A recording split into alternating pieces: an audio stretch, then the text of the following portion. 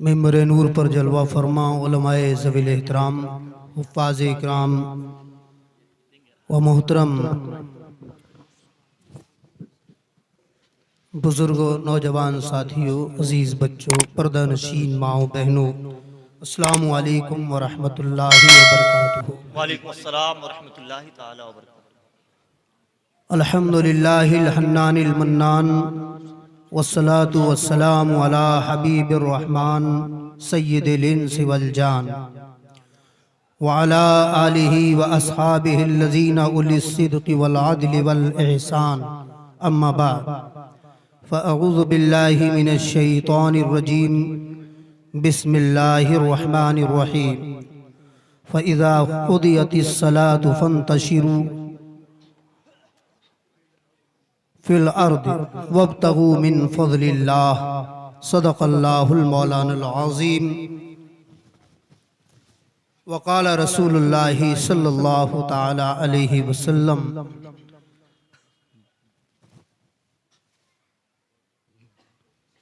طلب کسب الحلال فریدۃ بعد الفریدہ، او کما قال النبی صلی اللہ تعالی علیہ وسلم۔ رفیقان ملت اسلامیہ، ممبر نور پر باوقار علماء اکرام جلوہ گر ہیں۔ بڑی خوشی ہے کہ استاذ العلماء، عالم علماء بلد حضرت علامہ مفتی محمد الیاس خان صاحب نوری مدظلہ العالی اور ساحر البیان حضرت علامہ عبد الرحیم صاحب قبلہ، علامہ محمود الحسن صاحب قبلہ،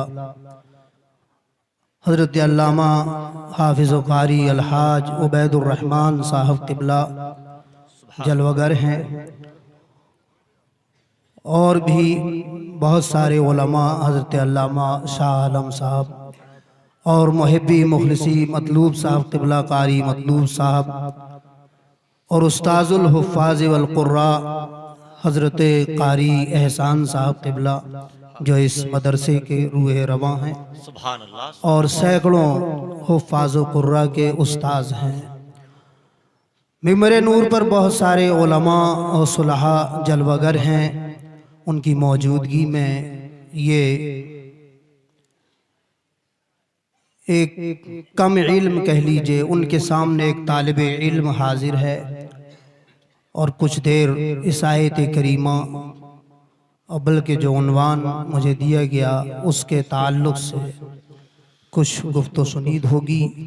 آئیے نہایت ادب و احترام کے ساتھ سید عالم روحی فدا صلی اللہ تعالی علیہ وسلم کی بارگاہ گوہر بار میں درود پاک کی نظریں پیش کریں۔ اللہم صلی علی سیدنا و نبینا و مولانا محمد مبارک وسلم، صلاۃ و سلام علیک یا رسول اللہ صلی اللہ تعالی علیہ وسلم۔ عمل سے زندگی بنتی ہے جنت بھی جہنم بھی، عمل سے زندگی بنتی ہے جنت بھی جہنم بھی، یہ خاکی اپنی فطرت میں نہ نوری ہے نہ ناری ہے۔ رفیقان ملت اسلامیہ،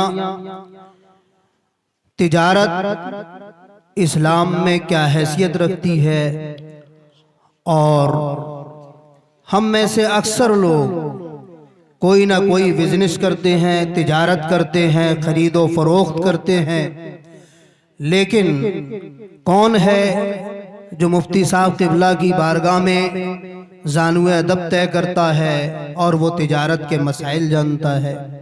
کون ہے جو یہ سیکھنے جاتا ہے کہ قرآن عظیم نے تجارت کے تعلق سے، خرید و فروخت کے تعلق سے ہمیں کیا ہدایات عطا فرمائی ہیں؟ کون ہے جو نبی رحمت صلی اللہ تعالی علیہ وسلم کے فرامین اس تعلق سے سمجھنے کے لیے علماء کی بارگاہوں میں حاضر ہوتا ہے؟ جیسا کہ ابھی آپ نے سماعت کیا علامہ عبید الرحمن صاحب قبلہ سے کہ دارالافتاء میں طلاق کے مسائل تو بہت آتے ہیں، لیکن اور بھی جو ضروریات زندگی ہیں ان کے تعلق سے لوگ سوال نہیں کرتے، مفتیان اکرام سے مسائل نہیں پوچھتے، علماء کو اپنا گائیڈ نہیں بناتے۔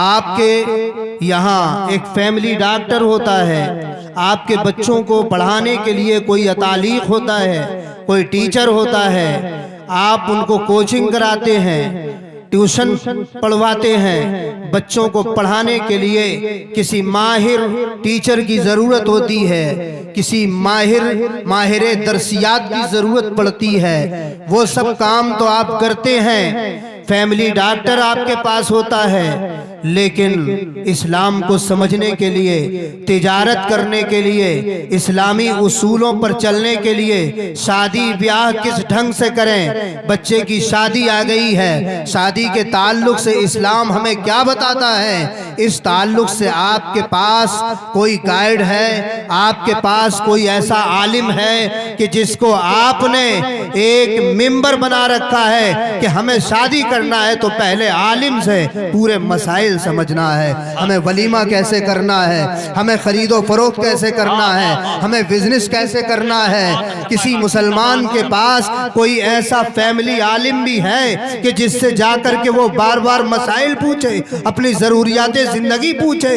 اور جب ایسا نہیں ہوگا تو معاشرے میں بے برکتی پیدا ہوگی، اور بے برکتی پیدا ہوگی تو معیشت تباہ ہو جائے گی، ہم برباد ہو جائیں گے، ہمارے گھروں سے، ہمارے معاشروں سے، ہمارے محلوں سے، ہمارے شہروں سے برکتیں رخصت ہو جائیں گی۔ مسلمانوں، ہم تجارت کرتے ہیں، انبیاء اکرام کو اللہ نے تجارت کی ترغیب دی، انہیں طریقے بتائے، اور انبیاء سابقین نے میرے نبی سے پہلے بھی تجارت کی ہے، صنعت کی ہے، کھیتی باڑی کی ہے۔ کوئی نبی زراعت کرتے تھے، کوئی نبی بڑھئی کا کام کرتے تھے، کوئی نبی کوئی پیشہ اختیار کیے ہوئے تھے، تو کوئی نبی کوئی پیشہ اختیار کیے ہوئے تھے، اور اللہ تعالیٰ نے اسی تعلق سے قرآن کریم میں جگہ بجگہ انہیں ہدایات دی، ان کی ہدایات کا ذکر کیا کہ انہیں تجارت کے کیسے طریقے بتائے گئے۔ ہمارے آقا صلی اللہ علیہ وسلم نے اس کا بیان فرمایا۔ اللہ فرماتا ہے کہ جب نماز تمام ہو جائے، جب نماز پوری کر لو، فَإِذَا قُضِيَتِ الصَّلَاةُ، کہ جب تم نماز کو پڑھ لو، ادا کر لو، فَانْتَشِرُوا فِي الْأَرْضِ، تو زمین میں پھیل جاؤ، وَابْتَغُوا مِنْ فَضْلِ اللَّهِ، اور اللہ کا فضل تلاش کرو۔ مفسرین اکرام فرماتے ہیں یہاں فضل سے مراد روزی ہے، یعنی کہ رزق تلاش کرو، جو ہم رزق کماتے ہیں اس کو اللہ تعالیٰ نے اپنا فضل قرار دیا۔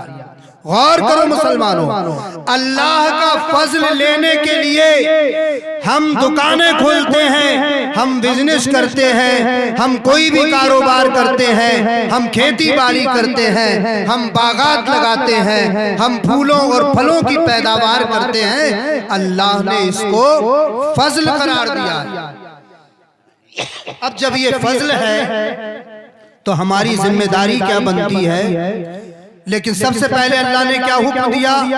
نماز پڑھ لو، نماز کی ادائیگی کے بعد فَانْتَشِرُوا فِي الْأَرْضِ، پھر زمین میں پھیل جاؤ۔ مسلمانوں کا کام کیا ہے؟ اللہ کے نبی نے کیا فرمایا اسی آیت کے تحت؟ آپ دیکھیے میرے نبی فرماتے ہیں طلب کسب الحلال فریضۃ بعد الفریضہ، کہ حلال روزی کا تلاش کرنا ایک فرض کے بعد دوسرا فرض ہے۔ تو فرض اولین کیا ہے؟ ہر مسلمان جانتا ہے کہ فرض اولین نماز ہے، روزہ ہے، زکوٰۃ، حج ہے۔ یہ ساری چیزیں ہر مسلمان کو پتا ہے کہ یہ فرائض میں ہیں، تو ان کو پہلا فرض قرار دیا گیا ہے۔ اس کے بعد ان چیزوں کی ادائیگی کے بعد دوسرا اہم درجہ جو آتا ہے تو وہ روزی کا آتا ہے، تجارت کا آتا ہے، بزنس کا آتا ہے کہ اس کے ذریعے سے آپ کو اللہ کا فضل تلاش کرنا ہے، روزی تلاش کرنا ہے۔ آقا صلی اللہ علیہ وسلم ارشاد فرماتے ہیں طلب الحلال واجب علی کل مسلم، ہر مسلمان پر حلال روزی کا حاصل کرنا واجب، یہ میرے نبی صلی اللہ علیہ وسلم کا فرمان۔ مگر ہم آج مسلمانوں کو دیکھتے ہیں کہ وہ یہی نہیں جانتے کہ حلال کیا ہے اور حرام کیا ہے۔ میں نے جائزہ لیا، بہت سے لوگوں کو دیکھا، بہت سے لوگوں کو پرکھا، لیکن انہیں یہ معلومات نہیں ہے کہ رزق حلال ہوتا کیا ہے اور رزق حرام کیا ہوتا ہے۔ اللہ کے حبیب صلی اللہ علیہ وسلم نے فرمایا تھا یأتی علی الناس زمان لا یبالی المرء ما اخذ منہ ام من الحلال ام من الحلال ام من الحرام، او کما قال النبی صلی اللہ علیہ وسلم۔ بخاری شریف کی حدیث ہے ایک زمانہ لوگوں پر ایسا آئے گا کہ آدمی کو یہ پرواہ نہیں ہوگی کہ ہم جو رزق حاصل کر رہے ہیں وہ حلال رزق حلال طریقے پر حاصل کر رہے ہیں یا حرام طریقے پر حاصل کر رہے ہیں۔ یہ وہ زمانہ چل رہا ہے۔ ہم نے پلاٹ والوں کو دیکھا، جو لوگ پلاٹ بیچتے ہیں، جو لوگ پلاٹنگ کرتے ہیں، بڑی بڑی زمینیں خریدتے ہیں، ان کے حالات کا آپ جائزہ لیں۔ ان کے پارٹنروں کے بیچ کبھی جانے کا موقع ملا، ان کے فیصلے کرنے کا موقع ملا، حالات ایسے پیچیدہ نظر آئے۔ کیا کوئی ایک مسلمان ایسا بھی کر سکتا ہے؟ کیا کوئی ایک مسلمان ایسا بھی کر سکتا ہے؟ یہ کیا کرتے ہیں؟ پیسہ لوگوں کا لے کر کے زمین میں لگاتے ہیں، ٹہلاتے ہیں، چھوٹی چھوٹی رقمیں دوسرے لوگوں سے اکٹھا کرتے ہیں۔ 1 لاکھ لے لیا، کسی سے 2 لاکھ لے لیا کہ تمہارا اتنا شیئر ہے، تمہارا اتنا پرسنٹیج ہے، تم کو اتنا دیا جائے گا، اتنا دیا جائے گا۔